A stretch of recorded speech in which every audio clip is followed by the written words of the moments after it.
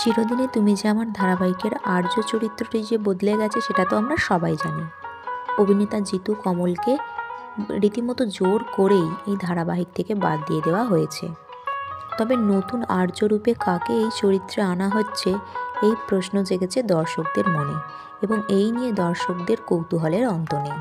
দর্শক দেখতে চায় তাদের পছন্দের অভিনেতা জিতু কমলকে এই চরিত্র থেকে বাদ দিয়ে কাকে এই চরিত্রে জায়গা দেওয়া হয়েছে। এবার সেই ধোঁয়াশাও মিটে গেল। অভিনেতা জিতু কমলের পরিবর্তে এই চরিত্রে সম্ভবত নিয়ে আসা হচ্ছে জনপ্রিয় অভিনেতা ওম সাহানিকে। যদিও এটা একটা সম্ভাবনা মাত্র, কারণ এখনও প্রোডাকশন হাউস থেকে কোনো কনফার্মেশন আসেনি। তবে কানাঘুষো শোনা যাচ্ছে সম্ভবত অভিনেতা ওম সাহানি আর্য চরিত্রটিকে সামনের দিকে এগিয়ে নিয়ে যাবে।